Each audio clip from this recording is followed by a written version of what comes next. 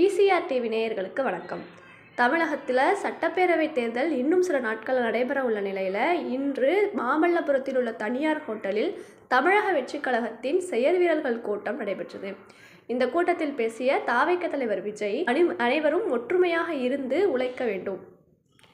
அண்ணா தெரிவித்ததை அரசியலில் புகுத்த வேண்டும். அவர்களை பொறுத்தவரை வாக்குச்சாவடி என்றால் கள்ள ஓட்டு போடுகிற இடம். ஆனால் தாவேகவிற்கு ஜனநாயக கூடம். அங்கு ஜனநாயகம் திருடப்படாமல் நாம் பார்த்து கொள்ள வேண்டும். ஒவ்வொரு ஓட்டையும் நாம் பாதுகாக்க வேண்டும். கட்சியை தாண்டி விஜயை கூட நிற்க மக்கள் தயாராகிவிட்டனர். நாம் அவர்களை விசில் சின்னத்தில் ஓட்டு போட வைக்க வேண்டும். தீய சக்திகளோடு ஜாக்கிரதையாக இருக்க வேண்டும். உங்களுக்கு விஜய் பிடிக்கும் என்றால் உங்களுடைய உழைப்பில் அதை காட்டுங்கள். உங்களுக்காக ஒரு உண்மை சொல்கிறேன். சொந்த நாட்டிலே இருக்க முடியாத நெருக்கடி நிலை ஒருவருக்கு ஏற்படுகிறது. வேறு வழியில்லாமல் நாட்டை விட்டு வெளியேறி மலை காடுகளில் மறைந்து வாழ வேண்டிய சூழல் ஏற்படுகிறது.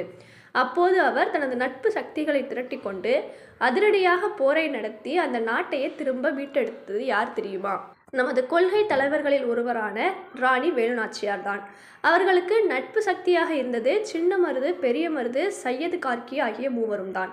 ஆங்கிலேயர்களின் படை ஆற்காடு படையை எதிர்த்து நாட்டை மீட்டெடுத்தார்.